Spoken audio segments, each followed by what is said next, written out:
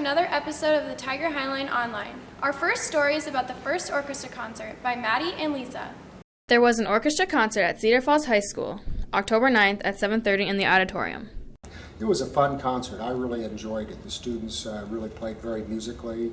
We played a lot of different pieces. The first piece we played was a chamber orchestra piece featuring a couple of violin soloists, and Eric Chen, and they did a great job. We also had a piece that featured our two harpists in the orchestra. We played Gustav Holst piece called Brook Green Suite, and again they played it just really very musically. It was a 3-movement suite.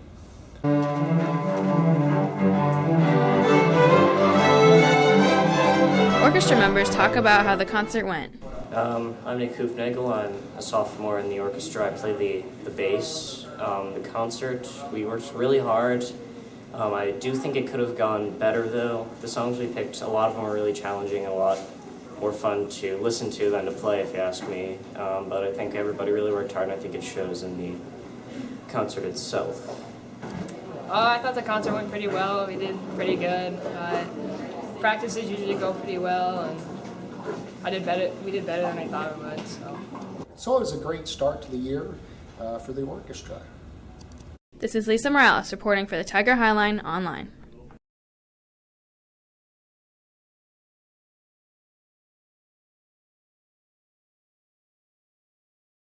This next news story is on the Fields of Faith by Luke and Terrell. On October 10th, 2012, the Fields of Faith event was held on the Cedar Falls High School football field.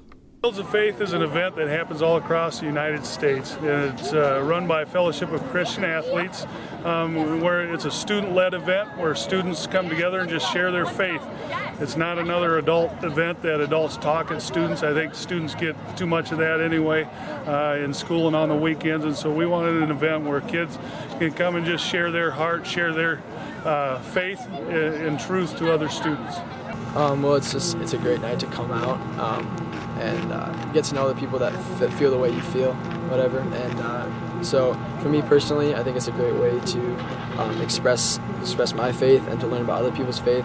It's cool because some of the stories can be really impactful and leave an impression on me, and it's gonna in turn can help me grow in my faith or to help others. So it's a cool gathering for everyone to come here and just have a good time. This is Luke Krieger and Terrell Christie reporting for the Tiger Highline Online.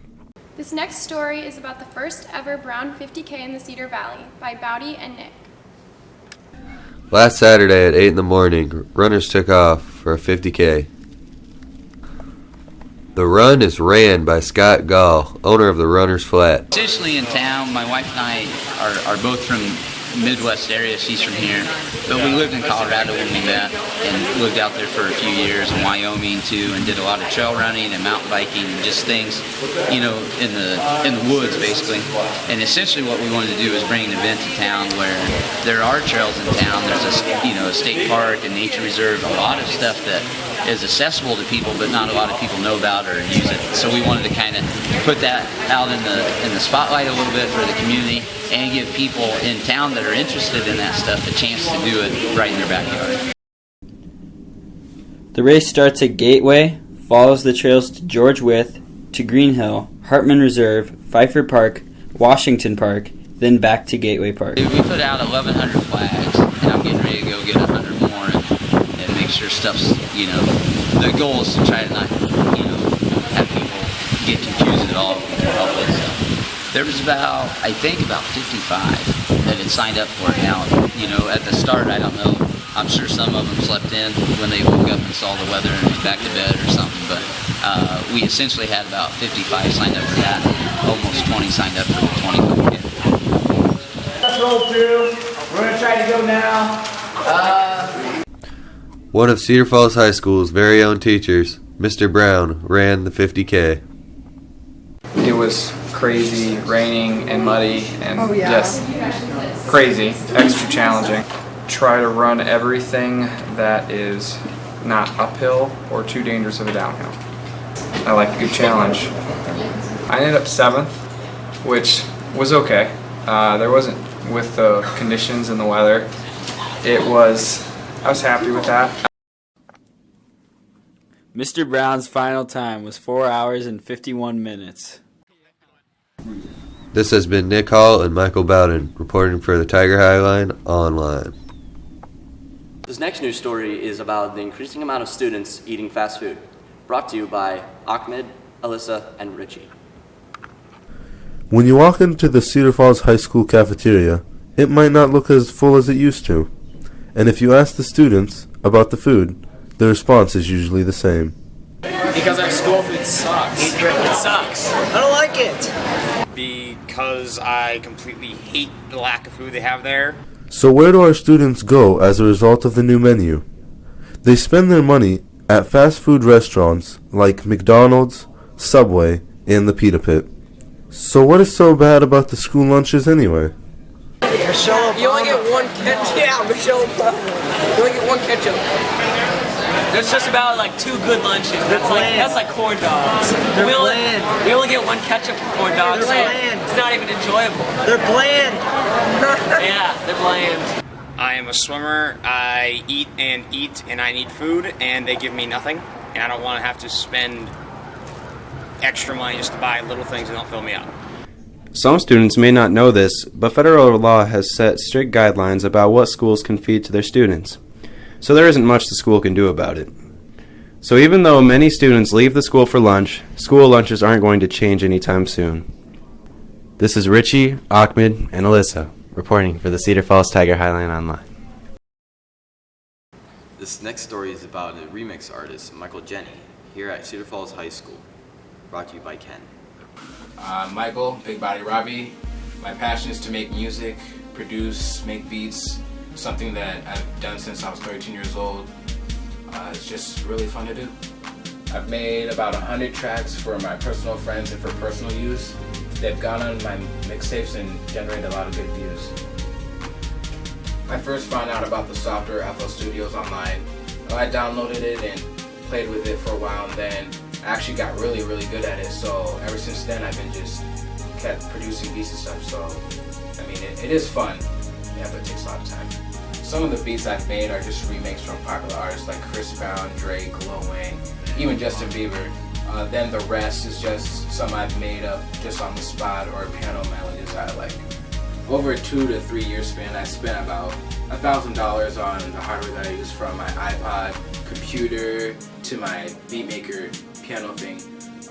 It's really helped a lot. Instead of just using a keyboard to make the beats, I have an actual piano set, so yeah, it helps a lot. I want to say shout out to Dat Piff and Hot New Hip Hop for allowing me to upload my mixtapes on their website. Check me out on my YouTube page, follow me on Twitter, and on Facebook. This is Ken. And Jacob reporting for the Tiger Highline Online. This next story is about unique and inexpensive Halloween costumes by Olivia and Bennett. As Halloween approaches, students are eager to find inexpensive and unique costumes. One place that offers unique costumes is Mohair Pear. Worker Anthony Reichman discusses the inventory. So you can go into a Halloween store and drop like $50 or $60 on a costume that doesn't really look very good, or you can come here to Cedar Falls and have a professional staff help you out with an outfit that's going to make you look good and give you exactly what you want. Being we're a vintage retro store, obviously we're going to specialize in kind of the retro look, so obviously doing like short shorts, mustaches, kinds of like 80s workout people, 70s disco, all those things we do great. I'd say like the older adults like to do kind of like 50s, 60s sorts of things, poodle skirts. I'd say the younger high school kids, especially right now, are going for the 80s, 90s look.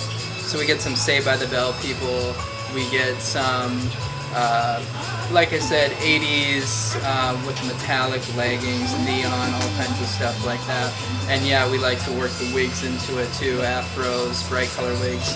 Right now, a lot of high school kids are also doing like Nicki Minaj, things like that. All those things we can set you up with. Some students prefer spending little money, if not any money, on their costumes. One site that offers great ideas to make cheap costumes is Pinterest. Natalie Roque shares her opinion on the site. Costumes can get really expensive, so I usually go to Goodwill, and if I can find anything there, I just buy that. Anything that I think I could ever use in the future. And even if I don't use it, it was only like $1 or $2, so it's not like I'm like losing that much. And if I can't find what I want, I usually make something out of just like puff paint or like old t-shirts and stuff. And I just get really creative with things, and I save a lot of money that way. Last year was Caddy Heron from Mean Girls, and I like wore the zombie bride dress, and I like just spray painted my hair black with like the black hairspray so I wouldn't have to like waste money on a wig. And I just like painted my face white, and that's like really cute too. My dress was kind of expensive, but I knew that I could wear it again in the future. What else have I been? Have always just done like 80s stuff because like my hair is so like versatile to the 80s fashion. So if I'm like 80s prom, all I have to do is brush my hair and wear my mom's old prom dress, or just find like leggings and a sweatshirt from like 80s workout and stuff. Reporting for the Tiger Highline Online with Olivia Borsay, I'm Bennett Ford.